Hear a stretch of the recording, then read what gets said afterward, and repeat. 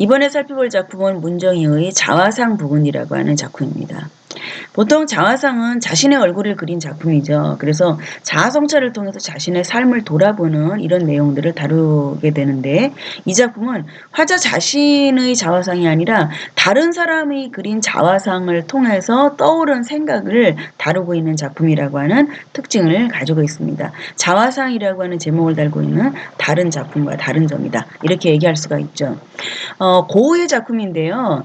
고흐는 오래전부터 화가들의 공동체를 꿈꿔오다가 이제 집을 마련하고 고갱을 이 집으로 초대를 합니다. 그래서 고갱하고 함께 살면서 한 2달 정도 작품 활동을 같이 했다고 얘기를 하는데요. 그 과정에서 서로 좋은 영향을 주고받기도 했겠지만, 한편으로는 사사건건 서로 대립하기도 하고 성격이 안 맞아가지고 되게 불화를 했다고도 얘기를 합니다. 그래서 결국은 이제 빈번하게 싸우고 이러다가 서로를 불신하게 되고, 1888년에 크리스마스 이틀 앞두고 고객한테 나는 버림받았다, 이런 생각으로 격분을 이기지 못해가지고 자해를 하게 됩니다. 자신의 왼쪽 귀를 면도칼로 잘라버리게 됩니다. 그래서 나온 작품이 바로 이 작품입니다. 이 작품을 보면 오른쪽 귀에다 붕대를 감고 있는데, 요건 이제 거울에 비치는 자신의 모습을 그리는 과정에서 좌우가 뒤바뀌었기 때문이라고 얘기를 하고요. 사건 이후에 고경은 파리로 떠나버리게 되고 두 사람의 우정은 파국을 맞게 되죠. 그리고 이제 당연히 고은은 병원으로 실려갔겠죠. 병원에서 퇴원한 다음에 귀에 붕대를 감은 자신의 모습을 그린 그림을 남기게 되는데, 그 자화상 중에 하나가 이 작품입니다. 그래서 이 작품은 파이프를 물고 귀에 붕대를 한 자화상이라고 알려져 있습니다. 이 자화상 부근이라고 하는 문정희의 작품은 바로 이런 고흐가 자신의 왼쪽 귀를 자르고 그 사건 이후에 그린 작품을 배경으로 여기서 영감을 얻어서 창작한 작품이다, 이렇게 얘기를 할 수가 있어요. 전체가 5개의 연으로 이루어져 있는데요.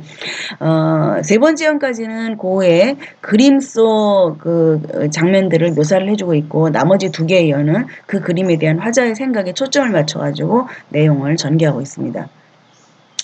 여기 보면은 이제 파이프를 물고 있는 그림 속 고흐의 모습이 나오는데, 우리가 그림 보듯이 다른 배경이 나와 있지 않아요, 이 그림에 보면은. 근데 여기 이제 상황을 보면은 입에 문 파이프에서 진종일 까마귀들이 날아오고, 그러면 오후다, 오후인지 오전인지 알 수가 없죠. 다 작가의 상상이, 그러니까 이 문정이라고 하는 작가의 상상이 보태진 부분이다, 이렇게 얘기할 수 있습니다. 담배 연기가 피어오르는 모습을 까마귀가 날아오른다고 얘기를 했는데요. 이 까마귀라든가 아니면 이제 방을 배경으로 하고 있는데, 방이라든가 뒤에 또 참나무도 나옵니다. 이런 것들은 전부 다 고흐가 즐겨 그린 소재들이에요. 이제 그 소재들을 활용해가지고 다른 그림에 등장을 하고 있는 건데요. 활용을 해서 작품을 주관적으로 약간 변형시켜가지고 이 자화상의 내용을 전개하고 있는 걸 알 수가 있죠. 이것도 이제 이 작품의 특징이 되겠고요. 그래서 까마귀가 날아오르는 오후, 담배 연기가 피어오르는 모습을 까마귀에다 비유를 하고 있고, 까마귀가 보통 느껴지는 게 절망, 불안, 이렇게 약간 불길한 이런 느낌을 주게 되죠. 그래서 고흐가 이 자화상을 그렸던 시점에서 느꼈을 절망감을 보여주기 위한 시어로 까마귀라든가 여기 노란 죽음이라든가 삼나무라든가는 이런 소재들을 사용하고 있다, 이런 시어를 사용하고 있다라고 얘기할 수 있습니다. 첫 번째 연에서는 파이프 물고 있는 고흐의 모습을 초점을 맞춥니다. 그 다음에 밝게 빛나는 나무 의자 위로 노란 죽음이 내려앉아 있는 이 그림 속의 공간은, 자화상의 공간은 반고흐의 방이다. 이것도 역시 마찬가지로 화자가 그림을 통해 떠올린 상징적인 공간이죠. 고흐가 그림의 소재로 방을 사용을 했는데, 이게 이제 고흐의 내면을 드러내주는 역할을 하고 있기 때문에 이 방이라고 하는 걸 설정을 했는데, 실제로 이제 그림 보지만 방이라고 하는 거는 정확하게 방에서 그렸겠죠. 근데 정확하게 방의 모습이 뚜렷하게 드러나지는 않고 있습니다.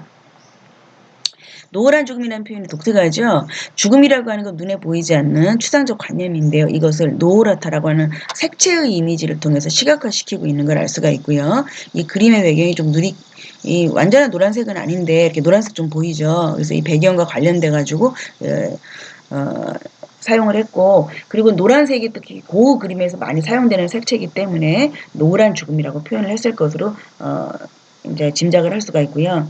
이 죽음의 이미지라고 하는 거 이제 고우가 당시 겪었던 굉장히 고통스러웠던 심정 이런 것들이 이 방 안에서 풍기고 있다. 이런 느낌을 주기 위해서 드러내기 위해서 노을한 죽음이라고 얘기를 했겠죠. 그리고 방 안에 자화상 속에 삼나무가 창문처럼 걸려 있다. 이렇게 얘기를 했는데 삼나무라고 하는 정물이 이제 배경에 놓여 있다라고 했는데 실제로 삼나무 안 보이죠. 삼나무도 마찬가지로 고우가 그림에 자주 사용한 소재이기 때문에 주관적으로 변형시켜가지고 이 작품에다 지금 개입시키고 있는 걸 알 수가 있고요.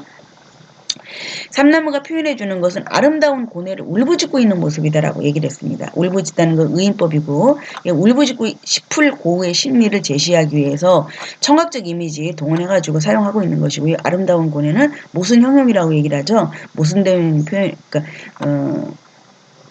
그러니까 역설법을 통해서 모순된 표현을 사용해서 이게 이제 고우가 가지고 있는 고뇌가 고객이 떠날까봐 그 다음에 고객과의 갈등에서 오는 이 고뇌. 근데 이 고뇌라고 하는 것은 또 그 사람과 같이 작품 활동하면서 어떤 그 열정, 어떤 이제 예술 활동에 대한 열정 이런 것들이 끌어오르고 있는 상태 속에서 그와 작품 활동을 같이 하는 이런 케미도 있었을 것이고 반면에 그 과정에서 그가 떠날까 봐 고통스러워했을 고뇌도 있었을 것이니까 그걸 표현해 주기 위해서 아름다운 고뇌 이렇게 표현을 했을 거라고 우리가 생각해 볼 수가 있죠.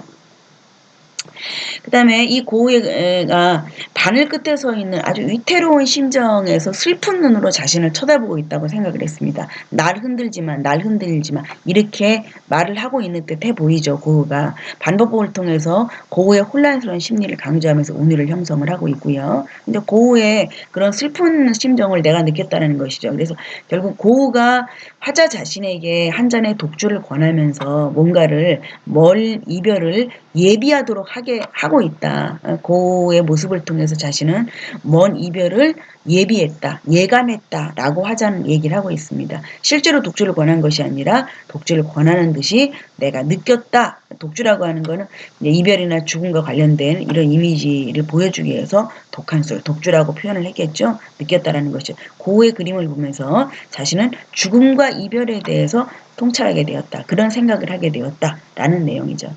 작품은 고우의 그림을 통해 느낀 인간의 고독과 절망감 같은 것들을 담고 있는데요. 고우의 그림들, 파이프를 물고 귀에 붕대를 한 자화상 또는 고우의 방그림 중에서 두 번째 그림, 또 까마귀가 나는 밀밭 이런 그림들이 있어요. 이런 그림들을 몽땅 다 한꺼번에 동원을 해가지고 고우의 그림들을 여러 개 동원을 해가지고 창조적으로 변형시켜서 초점이 되고 있는 거는 파이프를 물고 귀에 붕대를 난 자화상 요걸 초점으로 해가지고 이제 연결시키고 있고 관련시키고 있는 특징을 가지고 있는 거 알 수가 있고요. 상징적인 공간 방이라고 하는 것들 배경으로 내용을 전개하고 있습니다. 자, 간단하게 문정희의 자화상 부분 살펴보았습니다.